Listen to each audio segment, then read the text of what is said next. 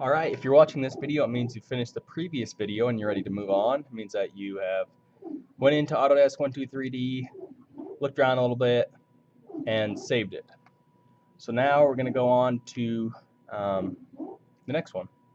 The noise in the background is a 3D printer, so if you notice that weird noise, that's what it is.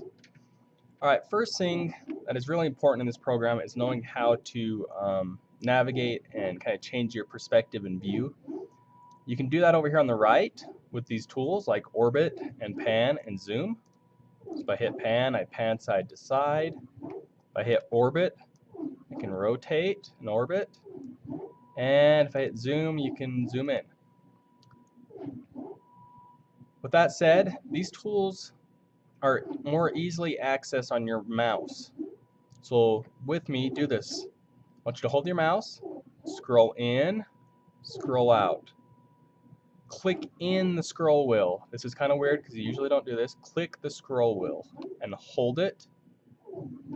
That allows you to pan. Alright, now click on your right clicker and hold it in. That allows you to orbit. And these are things that really the more you practice, the better you get at them. So scroll in, scroll out. Click the scroll wheel and hold it in. That allows you to pan. Click the right clicker. It allows you to orbit. Okay, that'll save you a lot of time if you know how to do those shortcuts on your mouse. So, first thing we're going to do is start just by making the basic shape of a rectangle that fits our parameters. So, I want you to go to Primitives, get a box, clicked on it, and here it is. As you notice, it hasn't been placed yet. I can move it around. Below the box, there is a little browser that gives me the length, width, and height, and allows me to change those.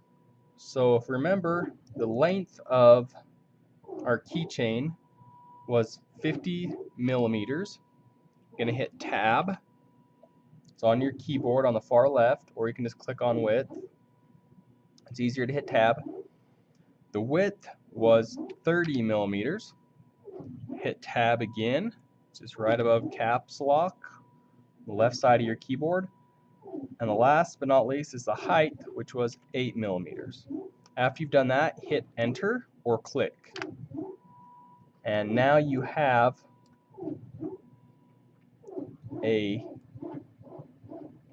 basically a box with the right parameters.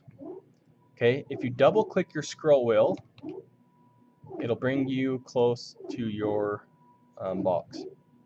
So there we go. I'm right clicking, I'm orbiting, I'm looking at it. That's one way to create your box. Right, I'm going to show you one other way. You can go up to the top and go to sketch and pick this rectangle sketch. Click on the surface you want to draw your rectangle on and just click.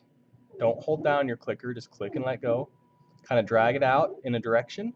And first we want to put the width, which is 30 millimeters. I'm going to hit tab. And the length is 50 millimeters. I'm going to hit enter. Enter. And I have a 2D shape of what it should be. Now let's go ahead and extrude that. So you come up here to construct, extrude. Click on extrude, click inside of the rectangle, and it's going to say, hey, you want to go up? I'm going to say yes, I want to go up. The thickness of my cube, which is 8 millimeters. 8, enter. So there we go, two different ways to do the same thing. It's good to do it the second way because it helps you practice doing this extrude, which you're going to need to do for the designs that you put on it. So do one each way, especially the last way where you extrude it, and make sure that you know how to make the basic shape of our parameter that our name tag has to fit within. After you've done this, just keep the 123D up and go to the next video in Canvas